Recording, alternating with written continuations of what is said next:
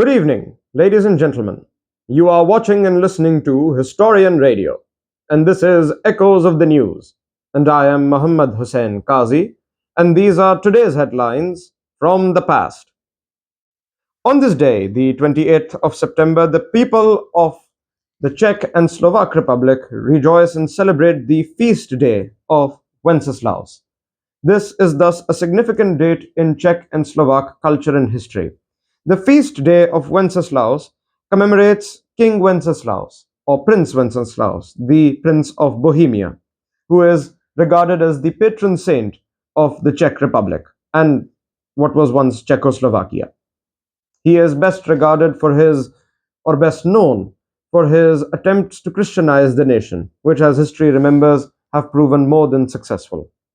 The feast day of Wenceslaus is thus celebrated each year on the 28th of September to celebrate Saint Wenceslaus's contribution to Czech history and, of course, his attempts to Christianize the nation.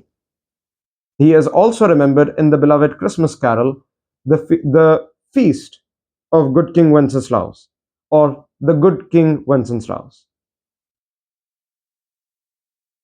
Moving forward, on this date, the 28th of September 1745, the first performance of God Save the King took place in London as a patriotic song.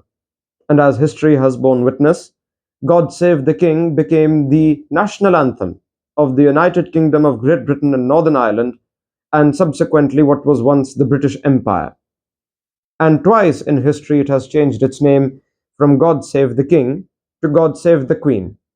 First, when Queen Victoria acceded to the throne, and then when Queen Elizabeth II acceded to the throne. And after her unfortunate death, when her son, King Charles III, acceded to the throne, the anthem once again became, as it is today, God Save the King.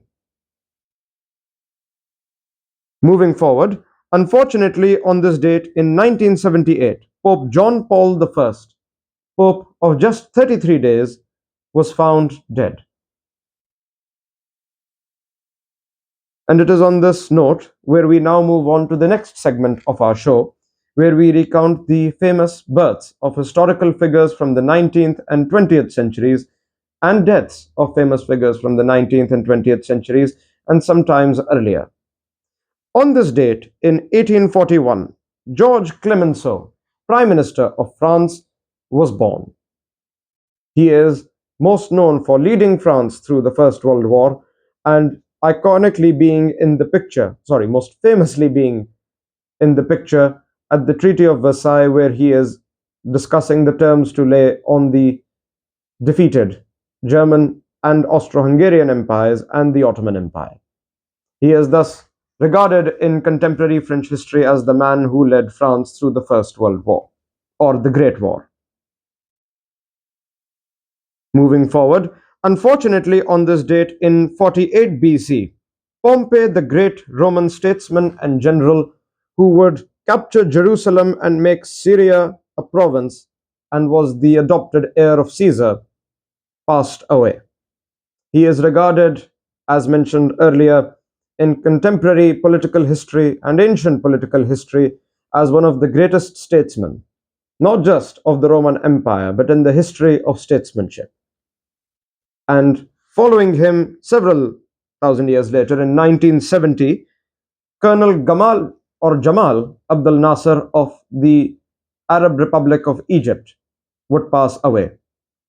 Gamal or Jamal Abdel Nasser, depending on where his name is pronounced and how in the different parts of the Arab world, was one of the most iconic leaders of the Arab independence movement, and more than that, the Pan-Arab movement, when he ensured that Egypt would gain independence from the British Crown. He is also remembered for nationalizing the Suez Canal, which would be a big step taken by Egypt away from its colonial past.